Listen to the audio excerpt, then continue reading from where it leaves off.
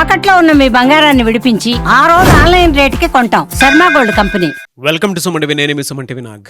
According to Vedic astrology కనుక మనం చూసుకుంటే సింహరాశి వారికి ఎస్పెషల్లీ విమెన్కి నరదృష్టి తగిలితే ఆ సిమ్టమ్స్ ఎలా ఉంటాయి అండ్ దాంతోపాటు ఎలా ఐడెంటిఫై చేయాలి అండ్ జనరల్గా ఎలాంటి రెమెడీ పరిహారాలు పాటించాలి అనేది ఈరోజు మనతో పాటు వేదిక్ ఆస్ట్రాలజర్ ఉమా గారు ఉన్నారు. అది వారి మాటలు తెలుసుకుందాం. హలో ఉమా గారు. హలో నాగరాజ్ గారు.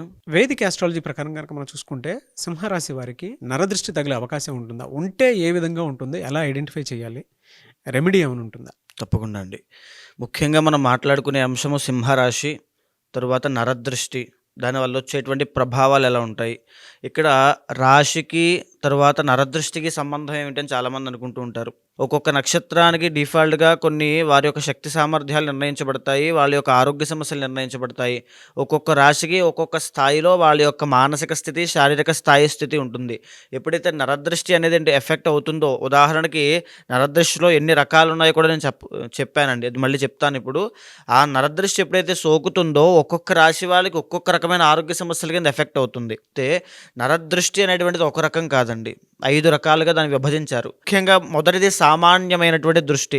అంటే మనం ఏదైనా ఒక ఫంక్షన్కి కానీ లేదా అందంగా రెడీ అయినప్పుడు కానీ ఏదైనా చిన్న చిన్న 10 మంది యొక్క దృష్టి పడినప్పుడు కానీ అట్రాక్షన్గా కనిపించినప్పుడు ఆ యొక్క సామాన్యమైన నరదృష్టి అనేటువంటిది పడుతుంది. దీనివల్ల వికారము లేక వామిటింగ్స్ అవ్వడము, తలనొప్పి, మైగ్రేన్స్ ఆడవాళ్ళకి, తరువాత ఆకలి లేకపోవడము, నిద్ర పట్టకపోవడము, ఇవన్నీ కూడా జరుగుతూ ఉంటాయి. సో దాన్ని జనరల్గానే డైలీ చేసుకునేటువంటి దేవతార్చన వల్ల, భగవద్ ఆరాధన వల్ల, లేకపోతే వాళ్ళకు ఉన్నటువంటి స్ట్రాంగ్ విల్ పవర్ వల్ల, ప్లానెట్స్ యొక్క చేంజ్ వల్ల దాన్ని ఓవర్కమ్ చేయగలుగుతారు. ఓకే, అయితే ఇక రెండవది చాలా తీవ్రమైనది, ముఖ్యమైనది మహానరదృష్టి అండి. ఈ మహానరదృష్టి వల్ల వచ్చే ఎఫెక్ట్స్ చాలా తీవ్రంగా ఉంటాయి. ఉదాహరణకి యాక్సిడెంట్స్ అవ్వడము, రక్తం కళ్ళ చూడడము, మా కుటుంబంలో ఒకరి తర్వాత ఒకరు మరణం చెందడము, మృత్యుదేవత ఎవరో ఒకరిని ఏ కారణం లేకుండా తీసుకెళ్ళిపోవడము, ఇంట్లో ఎప్పుడూ అశాంతే. ఒక ఇల్లు కడతారండి, అందంగా చాలా నీట్గా కడదామని అనుకుంటూ ఉంటారు, కడతారు, ఫౌండేషన్ వేస్తారు, ఒక అంతస్తు కడతారు, 2వ అంతస్తు కట్టేటప్పటికి డబ్బులు ఆగిపోతాయి, అర్ధాంతరంగా ఇల్లు మధ్యలో ఆగిపోతుంది. ఇంటికి సంబంధించి తీవ్రమైన ఆరోగ్య సమస్యలు వస్తాయి. నిజానికి చెప్పాలంటే నాగరాజ్ గారు, ఈ మహానరదృష్టి పడిన తర్వాత ఆరోగ్య సమస్యలు, ఏ ఆరోగ్య సమస్య వచ్చిందో అది ఎందుకు కారణం వచ్చిందో కూడా వాళ్ళకి తెలియదు. టెస్టులకి విపరీతంగా డబ్బులు ఖర్చు అయిపోతూ ఉంటాయి. అది మహానరదృష్టి యొక్క ప్రభావం అండి. అయితే ఇక మూడవది సంభోగ దృష్టి.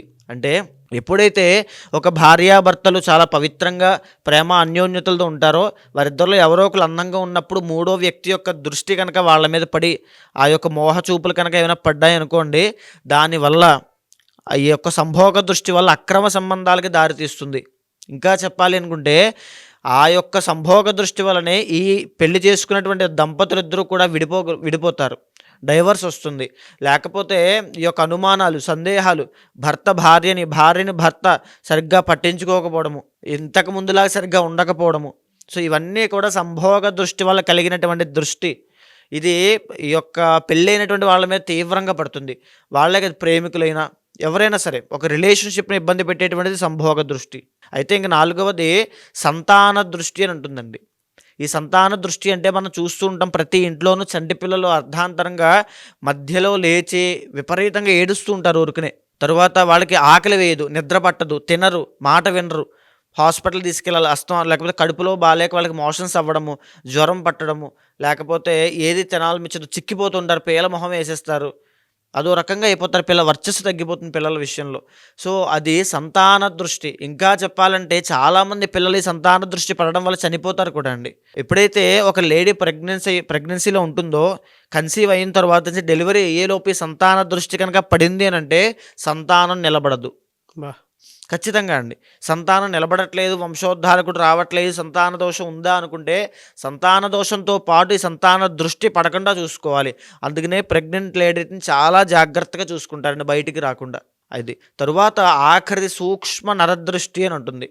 ఈ సూక్ష్మ నరదృష్టి అంటే ఎప్పుడైతే ఒక వ్యక్తి తన జీవితంలో ఉండేటువంటి తన ఫ్రెండ్స్, తన యొక్క ఫ్యామిలీ, తన సపోర్టర్స్, తన గైడర్స్ వాళ్ళే కూర్చోబెట్టి ఏదైనా ఒక ప్రయత్నం చేస్తున్నప్పుడు అది చేయకు, పడిపోతావు, ఇప్పుడు దాకా ఎవరు ఆ ప్రయత్నాన్ని చేయలేదు, ఎవరు ఆ బిజినెస్ చేయలేదు, నువ్వు వెళ్ళావంటే అప్పులు పాలైపోతావు, ఓడిపోతావు, కింద పడిపోతావు, జాగ్రత్త, చనిపోతావేమో, ఎందుకు వచ్చింది కూడా వదిలే అంటే ఇలాంటి జాగ్రత్త అని చాలామంది అనుకుంటూ ఉంటారు.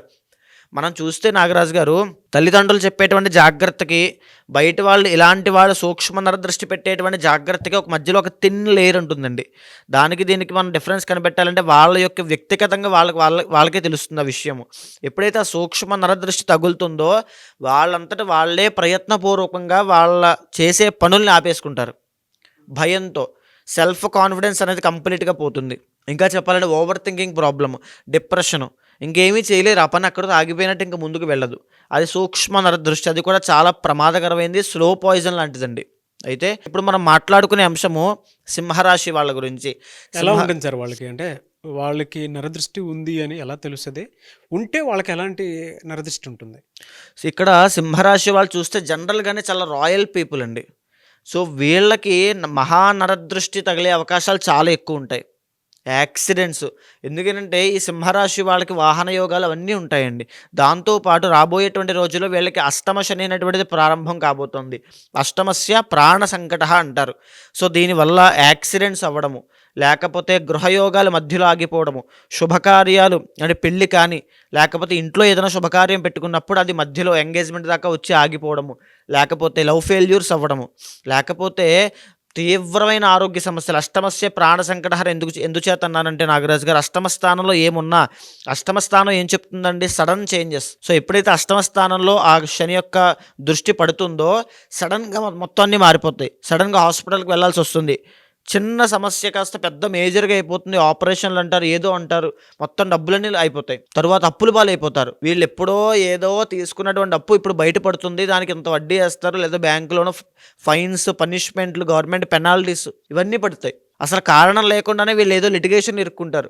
అప్పటిదాకా అద్భుతంగా బ్రతికినటువంటి వీళ్ళు, సింహరాశి వాళ్ళు, అంత రాయల్ పీపుల్ అవమానపడుతూ ఉంటారు. సంఘంలో గౌరవ మర్యాదలు తగ్గిపోతాయి, పాపులారిటీ తగ్గిపోతుంది. ఈ మహానరదృష్టి దానివల్ల సింహరాశి వాళ్ళు ఎఫెక్ట్ అవ్వబోతున్నారు. ఖచ్చితంగా వీళ్ళు ప్రత్యంగిర హోమం చేయించాలి. ఎందుచేత అంటే ఎప్పుడైతే నరదృష్టి సోకుతుందో నాగరాజు గారు, సింహరాశి వాళ్ళకైనా ఏ రాశి వాళ్ళకైనా కేవలం 2 రోజుల నుంచి 10 రోజుల లోపలనే దాని ప్రభావం చూపిస్తుంది. ఎలా ఉంటుంది సార్? అంటే వీళ్ళకి దృష్టి సోకినప్పుడు ఎలాంటి చేంజెస్ చూస్తుంటారు వీళ్ళకి అప్పటిదాకా సింహరాశి వాళ్ళు చాలా యాక్టివ్ పీపుల్ అండి. చాలా ఎక్స్ట్రీమ్ ఆవేశపరుడు. ఏ పనైనా సాహసంగా చేయాలంటే సింహరాశి వాళ్ళే చేయాలి.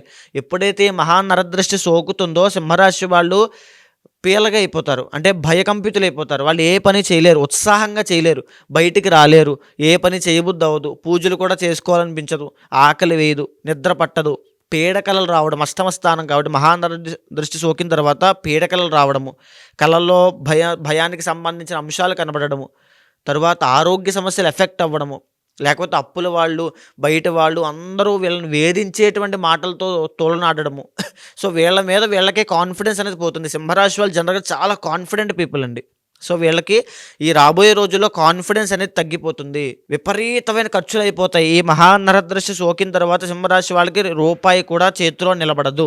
ఈ మాట గుర్తుపెట్టుకోండి. కావాలంటే మీకు తెలుస్తుంది రాబోయే రోజుల్లో ఈ మహానరదృష్టి వల్ల జరిగేటువంటి విషయాలన్నీ కూడా నేను చెప్పే మాటలన్నీ మీ జీవితానికి కనెక్ట్ అవుతాయి. సో ఎప్పుడైతే ఈ దృష్టి సోకుతుందో చాలా తక్కువ పీరియడ్లోనే వీళ్ళకి ఎఫెక్ట్ అవుతుందండి. వీళ్ళు పరిహారం చేసుకునేంత వరకు అది అలా ఎఫెక్ట్ కంటిన్యూ అవుతూనే ఉంటుంది. వీళ్ళ జాతకం ఎంత బాగున్నప్పటికీ గోచారంలో ఇప్పుడు జనరల్గా చూస్తే సింహరాశి వాళ్ళకి 12వ స్థానంలోకి రాబోతున్నాడు అక్టోబర్ తర్వాత. అప్పుడు విపరీతమైన సమస్యలు ఎదుర్కొంటారు. అంటే ఎప్పుడైతే గురుబలం లేదో, మంత్కి ఒక్కొక్క ఎఫెక్ట్ ఉంది వీళ్ళకి ఉంటుంది. ఎందుకంటే ఈ యొక్క ప్లానెట్స్ చేంజ్ అనేది వాళ్ళలో ఉండే విల్ పవర్ని, శారీరక సామర్థ్యాన్ని నిర్ణయిస్తుందండి. బయట వచ్చేటువంటి నరదృష్టి ఆ సామర్థ్యాలకు అనుగుణంగా రియాక్ట్ అవుతుంది. దానివల్ల వీళ్ళ యొక్క వీళ్ళ జీవితంలో వచ్చేటువంటి పరిస్థితులు నిర్ణయించబడతాయి. ఏ మంత్ నుంచి, అంటే జనవరి నుంచి డిసెంబర్ వరకు ఉండే మంత్లో ఎలా ఎఫెక్ట్ ఉంటుంది? ఇప్పుడు ముఖ్యంగా జనవరి టు మార్చ్ దాకా సూక్ష్మ నరదృష్టి అని ఉంటుందండి ఈ సింహరాశి వాళ్ళకి. దీనివల్ల వీళ్ళు ఏ పని చేయాలనుకున్నా చుట్టూ ఉండేటువంటి వాళ్ళే చెడగొడుతూ ఉంటారు. వీళ్ళు ఒక రాంగ్ డిసిజన్ తీసుకునే అవకాశాలు చాలా ఎక్కువ శాతం ఉంటాయి. తీసుకుని ఇబ్బంది పడేటువంటి శాతం ఉంటుంది. అనవసరమైన విషయాల్లో వేలు పెట్టి ఇబ్బంది పడతారు. అది గవర్నమెంట్ పరంగా లిటిగేషన్స్ అవ్వచ్చు, మ్యారీడ్ లైఫ్లో అవ్వచ్చు, తరువాత పనిచేసే చోట కొలీగ్స్తో అవ్వచ్చు. ఈ ఇబ్బందులు అనేవి ఖచ్చితంగా మార్చి దాకా కనబడతాయి సూక్ష్మ నరదృష్టి వల్ల. మార్చి దగ్గర నుంచి అక్టోబర్ దాకా వీళ్ళకి మహానరదృష్టి రాబోతుంది. తీవ్రంగా ఇబ్బందులు పడబోతున్నారు. అంటే ఒక వాహనం కొంటారు, ఆ మహానరదృష్టి ఖచ్చితంగా సోకుతుంది. దానివల్ల యాక్సిడెంట్ అవ్వడము, అష్టమ శని కాబట్టి. తర్వాత ఆరోగ్య సమస్యలు, ఫ్యాటీ లివర్ అండి. సింహరాశి వాళ్ళకి మరీ చెప్తున్నాను, ఫ్యాటీ లివర్ అవ్వచ్చు, గాల్ బ్లాడర్ స్టోన్స్ అవ్వచ్చు, లేకపోతే స్కిన్ అండి. So Ravi, sun planet signifies Ravi, skin కాబట్టి స్కిన్ క్యాన్సర్లు, స్కిన్ బ్లడ్ ఇన్ఫెక్షన్స్, బోన్స్కి సంబంధించిన ఇబ్బందులు, ఇవన్నీ ఈ యొక్క మార్చి దగ్గర నుంచి అక్టోబర్ లోపు ఈ యొక్క సింహరాశి వాళ్ళకి రాబోతున్నాయి. రెమెడీ ఏంటి సార్ దీనికి? అంటే ప్రత్యంగిర హోమం అండి, మహాప్రత్యంగిర హోమము ఖచ్చితంగా చేయించాలి. దాంతోపాటు ప్రతిరోజు సింహరాశి వాళ్ళు వెంకటేశ్వర స్వామి ఆరాధన చేయడం కానీ, ఆయన దర్శనం చేసుకోవడం కానీ ఖచ్చితంగా చేయాలి. నేను ఒక మంత్రం చెప్తానండి, ఓం నమో నారాయణాయ అనేటువంటి మంత్రము, చాలా తేలికైన మంత్రము. బ్రహ్మ ముహూర్తంలో లేచి ప్రతిరోజు 108 సార్లు జపం చేయాల్సిందే.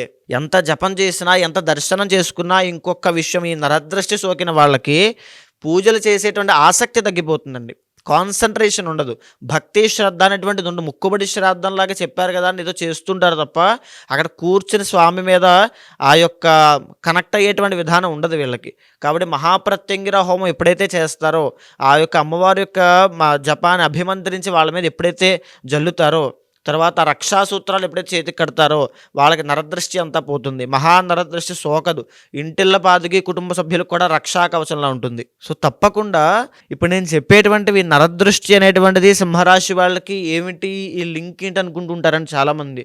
సో రాబోయే రోజుల్లో వాళ్ళు చూడబోతున్నారు, ఇవన్నీ కూడా వాళ్ళకి అర్థమవుతాయి. ఇప్పుడు చెప్పినటువంటి మాటలు ఆ రోజు ఆయన చెప్పారు కదా అని గుర్తుకొస్తాయి వాళ్ళకన్నీ కూడా. ఖచ్చితంగా మహాప్రత్యంగిర హోమం చేయించండి. ఎవరికి వారికి సంబంధించినటువంటి వాటిలో కనుక మనం చూస్తే వ్యక్తిగత జాతకం ప్రకారం ఒక్కొక్కరికి ఒక్కొక్క దోషాలు అవి ఉంటూ ఉంటాయి. జనరల్గా మీ దగ్గరకు వచ్చి ఏదైనా యజ్ఞాలు, యాగాలు, హోమాలు చేయించుకుందాం అనుకున్నటువంటి వాళ్ళు ఉంటారు, పెళ్లిళ్ళకు ముహూర్తం పెట్టించుకోవాలి అనుకున్నటువంటి వాళ్ళు ఉంటారు. దాంతోపాటు కొంతమంది అన్నప్రాసన వాటికి సంబంధించింది కూడా ఉంటుంది, కొన్ని యజ్ఞాలు, యాగాలు, హోమాలు. సో వాళ్ళ బిలీఫ్ సిస్టమ్ ప్రకారం మిమ్మల్ని అప్రోచ్ అవుదాం అనుకుంటారు. అది ఏ రాశి వారైనా సరే, నక్షత్రం వారైనా సరే. వాళ్ళకి మీరు టైం ఇస్తారా? అపాయింట్మెంట్ తీసుకోవచ్చా? ప్రాసెస్ ఏంటి? తప్పకుండా అండి. మీరు కింద కనిపించేటువంటి నెంబర్కి కనుక కాంటాక్ట్ అయితే, ముఖ్యంగా ఈ జ్యోతిష్ శాస్త్రంలో ఎలాంటి సమస్యలున్నా, సందేహాలున్నా, లేకపోతే ఏదో మా మీద దుష్ప్రభావాలు ఉన్నాయి, ఇంట్లో శుభకార్యాలు ఆగిపోతున్నాయి, ఏంటో తెలియనటువంటి జీవితంలో అయిపోతుంది అనేటువంటి బాధ కానీ ఏమైనా ఉన్నా, ఖచ్చితంగా జ్యోతిష శాస్త్రం అనేటువంటిది నిర్దిష్టమైన పరిహారం ప్రతి ఒక్కరికి చూపిస్తుందండి. ఆస్ట్రాలజీ అనేటువంటిది ఒక ఆయుధం లాంటిది మన భారతదేశంలో. ఇది వెస్ట్రన్ కల్చర్లో కూడా అలవాటైందంటే దీని యొక్క పవర్ ఏంటో ఆలోచించవచ్చు. సో ఆస్ట్రాలజీ ద్వారా ప్రతి మనిషిని ప్రిడిక్ట్ చేయొచ్చు. ఆ వ్యక్తికి ఎప్పుడు ఎలాంటి సమయాల్లో ఎలాంటి జాగ్రత్తలు తీసుకోవాలో తెలుసుకోవచ్చు. ఎలాంటి ఆరోగ్య సమస్యల విషయంలో జాగ్రత్త ఉండాలి, ఎలాంటి వృత్తి వ్యాపారంలో సక్సెస్ అవుతాడు, ఎలాంటి సమయంలో పెట్టుబడి పెట్టాలి, స్టాక్ మార్కెట్ అవ్వచ్చు, లేకపోతే ఇన్వెస్ట్మెంట్స్ అవ్వచ్చు, గోల్డ్ అవ్వచ్చు, ప్రతి దాని విషయం గురించి ఈ ఆస్ట్రాలజీ చాలా కూలంకషంగా డీప్గా చెప్పింది. కాబట్టి దీన్ని అర్థం చేసుకునే విధానంలో తప్పకుండా అప్రోచ్ అవ్వచ్చు. ఖచ్చితంగా ఆ ముహూర్తాలకైనా సరే, యజ్ఞ యాగాదులకైనా, ఏ పూజా కార్యక్రమానికైనా తప్పకుండా అపాయింట్మెంట్ తీసుకోండి.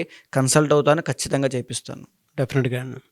ఎనీవే సార్, థ్యాంక్ యూ అండి. థ్యాంక్ యూ సో మచ్ అమ్మ గారు. థ్యాంక్ యూ అండి. చూసారు కదా వీడియో. ఈ వీడియోపై మీ అభిప్రాయాన్ని కమెంట్ బాక్స్లో పోస్ట్ చేయండి. ముఖ్యంగా మీరు కనుక ఉమా గారిని వేదిక్ ఆస్ట్రాలజీ ప్రకారం మీకు ఉండేటువంటి లైఫ్ స్టైల్లో ఏదైనా చేంజెస్ తీసుకురావాలి అనుకున్నటువంటి వాళ్ళు, లేదనంటే ఏదైనా యజ్ఞాలు, యాగాలు, హోమాలు లాంటివి చేసుకోవాలి అనుకున్నా, అండ్ దాంతోపాటు మీకు ఏదైనా డౌట్స్ ఉన్నా కూడా త్రూ వేదిక్ ఆస్ట్రాలజీ కనుక వెళ్ళాలి అనుకుంటే స్క్రీన్ మీద మీకు ఉమా గారి కాంటాక్ట్ నెంబర్ కనిపిస్తుంది. దాన్ని మీరు కాల్ ఆర్ మెసేజ్ వాట్సాప్ చేసి వెంటనే అపాయింట్మెంట్ బుక్ చేసుకోవచ్చు. అండ్ ఈ వీడియో లైక్ చేయండి, షేర్ మాత్రం తప్పకుండా చేయండి. ఇలాంటి మరిన్ని వీడియోస్ కోసం మా ఛానల్ ఫాలో అవ్వండి. Thank you.